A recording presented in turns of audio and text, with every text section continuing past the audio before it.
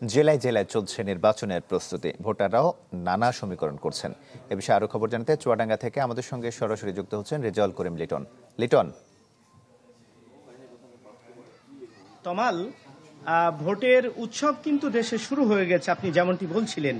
তো দেশের এই দক্ষিণ পশ্চিমের জেলা, ভারত সীমান্তবর্তী জেলা চুয়াডাঙ্গা, এখানেও ভোটের উৎসব শুরু হয়ে গেছে। চুয়াডাঙ্গার দুটি আসন, আপনি জানেন এই জেলার 4টি উপজেলায় দুটি আসনে বিএনপি, জামাত এবং এনসিপি, এর পাশাপাশি গণ অধিকার পরিষদ, তারপরে চরমোনাই, তারা প্রতিদ্বন্দ্বিতা করছেন। তো এখনো পর্যন্ত লাইমলাইটে আছে বিএনপি জামাতের প্রার্থীরা।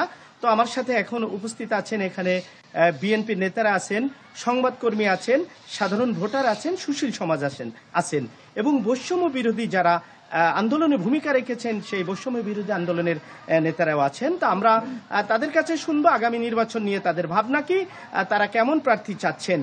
তো আমরা শুরুতেই যেতে চাই একজন সংবাদকর্মীর কাছে, যিনি চুয়াডাঙ্গা দর্শনা প্রেস ক্লাবের সেক্রেটারি, সভাপতি। তো আপনি আমাদেরকে বলবেন যে নির্বাচন নিয়ে আসলে সংবাদকর্মী হিসেবে আপনাদের ভাবনাটা কেমন? আসলে এখন বর্তমান যে পরিস্থিতি আর কি, জুলাইয়ের পরে পরবর্তী যে এখন বর্তমান অবস্থান চলছে, জুলাইয়ের মাধ্যমে যে এই দেশে নতুন এক ধরনের নতুন স্বাধীনতা বলা হচ্ছে। তো সেই ক্ষেত্রে আমরা যেটুকু দেখতে পাচ্ছি যে চুয়াডাঙ্গা 2 আসনে এখানে মূলত বিএনপি এবং জামাত অধ্যুষিত একটা এলাকা। সেই জায়গা থেকে এই এলাকায় যে এখন বর্তমান যে পরিস্থিতি, সেখানে জুলাইয়ের আন্দোলনের কিছু ভূমিকা অনেক ভালো আছে, তারাও সেই ভূমিকা রেখেছে। সেক্ষেত্রে তাদেরও কিছু ভোটের সংখ্যা বেশি বলে মনে হচ্ছে। তো মূলত এই আসনটিকে চুয়াডাঙ্গা 2-এ জামাত এবং বিএনপির মধ্যেই আসলে লড়াইটা হবে। সেক্ষেত্রে বিএনপির প্রথম দিক থেকে যে অবস্থা সৃষ্টি হয়েছিল আমাদের এই চুয়াডাঙ্গা 2-এ, সেটা তারা কাটিয়ে উঠেছে অনেকটাই। সংবাদকর্মী হিসেবে নির্বাচনের পরিবেশটা কেমন হতে পারে? নির্বাচনের পরিবেশ আসলে এখন বর্তমান যেটা পরিবেশ হচ্ছে সেটা খুবই সুন্দর পরিবেশ। এই পরিবেশে নির্বাচন করা সম্ভব এবং নির্বাচনের পরিবেশ অনেক সুন্দর এবং আইন শৃঙ্খলা বা অন্যান্য বিষয়ে এই চুয়াডাঙ্গা 2-এ অনেকটাই সুন্দর। সেই হিসাবে নির্বাচনে খুব একটা ভালো প্রভাব, অন্য কোনো বড় ধরনের প্রভাব পড়বে না। শুনছিলেন আমরা এখন বিএনপির একজন নেতা আমাদের সাথে আছেন, যিনি জেলা বিএনপি শ্রমিক দলের সাধারণ সম্পাদক শফিকুল ইসলাম তরফদার সাবু। আমরা আপনার কাছে শুনবো যে আপনার দলের তো দুটি আসনের, এই চুয়াডাঙ্গা 2 আসনে হেভিওয়েট প্রার্থী আছেন, যিনি বিজেএম এর সভাপতি মাহমুদুল হাসান খান বাবু আছেন, এখানে প্রতিদ্বন্দ্বিতা করছেন। চুয়াডাঙ্গা 1-এও আপনাদের প্রার্থী আছেন। আসলে এই ভোটের মাঠের অবস্থা কি? বিসমিল্লাহির রহমানির রহিম। আমরা এই জুলাই আন্দোলনের পর থেকে এই অঞ্চলের মানুষ ভোটের জন্য উদ্বিগ্ন হয়ে আছে, কবে নাগাদ তারা ভোট দিতে পারবে। সেই ভোট যত আগিয়ে আসছে তত মানুষের মধ্যে প্রাণ চাঞ্চল্য দেখা যাচ্ছে, মানুষ ভোট দেওয়ার জন্য ব্যস্ত হয়ে পড়ছে। এই অঞ্চল বিএনপি এবং জামাতেরই অধ্যুষিত অঞ্চল। এখানে যতবার সঠিক এবং ইনক্লুসিভ নির্বাচন হয়েছে ততবারই দেখা গেছে বিএনপি প্রার্থী জিতেছে।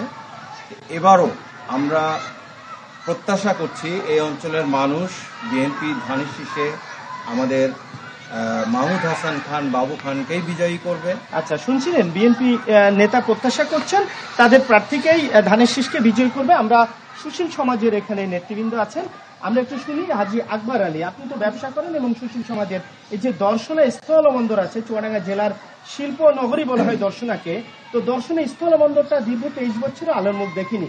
এটা আসলে কি প্রত্যাশা করছেন আগামী নতুন দিনের সরকারের কাছে?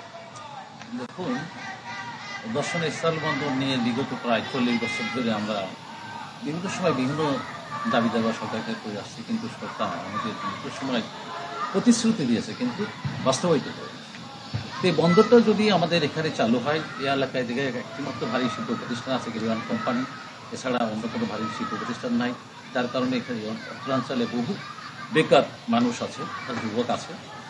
যদি এই পোর্টটা চালু হয় তাহলে দেখা যাচ্ছে যে এই অঞ্চলে বেকারত্ব সংখ্যা কিন্তু ব্যবসায়ীদের একটা ভালো ব্যবসা হবে। শুনছিলেন যে আসলে বন্দর নিয়ে প্রত্যাশা করছেন যে দর্শন স্থলবন্দরটা চালু হলে বেকার যুবকদের কর্মসংস্থান হবে। পাশাপাশি আমরা এখন বৈষম্য বিরোধী আন্দোলনের একজন নেতা আছেন আমরা অনিকের কাছে আমরা শুনবো যে আপনি নতুন ভোটার, আপনি জুলাই আন্দোলনে ভূমিকা রেখেছেন, তো আপনার প্রত্যাশাটা কি আসলে নেতৃবৃন্দের কাছে? দেখেন, আমরা জুলাই আন্দোলনে যে নেমেছিলাম, আমাদের নামার অনেকগুলো কারণ ছিল। আমরা যখন ধীরে ধীরে দেখলাম যে অন্যায়, অনিয়ম, দুর্নীতি এবং সর্বশেষ যে কোটার মাধ্যমে চাকরি ছাড়া চাকরি হচ্ছে না, একজন সাধারণ স্টুডেন্ট যে কোটা ছাড়া চাকরি পাচ্ছে আচ্ছা, না। সেটা ছিল আন্দোলনের ইতিহাস। আগামী দিনে ভোটের মাঠে নেতাদের কাছে আপনার প্রত্যাশা কি? এখন আমাদের প্রত্যাশা একটাই হবে যে আমরা আর আগের ওই ফ্যাসিজম চাই না, আর ভোটে আমরা তাদেরকে ভোট দিব। কারণ আমরা কিন্তু নিরপেক্ষ হিসাবে নেমেছিলাম, এখনো নিরপেক্ষ হিসাবেই আমরা কাউকে না কাউকে ভোট দিতে চাই এবং তাকেই ভোট দিব যে আমাদের এলাকার যে কিছু সমস্যা আছে এই সমস্যাগুলো সমাধান করবে। যেমন আমাদের পোর্টটা যদি হয় তার হাত দিয়ে, সে যদি প্রতিশ্রুতি দেয়। কিন্তু এখনো পর্যন্ত আমরা আমাদের দর্শনা এলাকাতে একটি হসপিটাল দরকার। আচ্ছা, শুনছিলেন এইগুলোতেও আমরা বন্দর, কোনো পাইনি। হসপিটাল এগুলোর দাবি জানাচ্ছেন। আমরা আর দুজন আমাদের আছেন, তাদের কাছে শুনবো। সুশীল সমাজের সরোয়ার আছেন, আপনি কি প্রত্যাশা করেন? বিসমুল্লাহির রহমানির রহিম। দর্শনের একটি ঐতিহ্যবাহী শহর। 1938 সালে এখানে একটা মিল তৈরি হয়, যেটা এশিয়া মহাদেশের দ্বিতীয় চিনিকল হিসেবে পরিচিত। আচ্ছা, আপনি এই কেরোচিনিকল আছে দর্শনে শুনলাম, এখন নেতাদের কাছে প্রত্যাশা কি আপনার? নেতাদের কাছে আমার প্রত্যাশা সেটা হচ্ছে যে এই কেরো কোম্পানিকে আধুনিক করার ক্ষেত্রে বিপুল পরিমাণ টাকা ব্যয় হয়েছে এখানে, কিন্তু সেটা আপাতত ভূমিকায় পড়ে আছে। কেন এটা হয়েছে?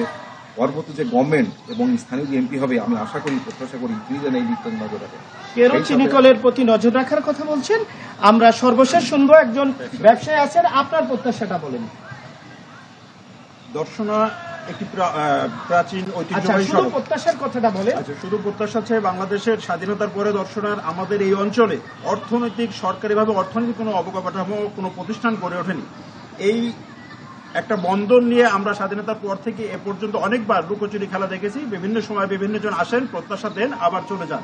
আমরা এখন এটা চাই যে আগামী দিন আমাদের যে নির্বাচিত প্রতিনিধি আসবে, শুনছিলেন যারা প্রতিনিধি ভোটে নির্বাচিত হবেন তারা যেন দর্শনা বন্দর যেটি আছে এই অঞ্চলের অর্থনীতির চালিকা শক্তি, সেই বন্দরটা যেন চালু করেন এবং হাসপাতাল সহ কেরোচিনিকলের দিকে যেন তারা নজর দেন। তো এই অবস্থা ছিল সর্বশেষ চুয়াডাঙ্গা ভোটের মাঠের। লিটন, আপনাকে ধন্যবাদ। চুয়াডাঙ্গা থেকে রেজাউল করিম লিটন আমাদের সঙ্গে যুক্ত হয়েছিলেন।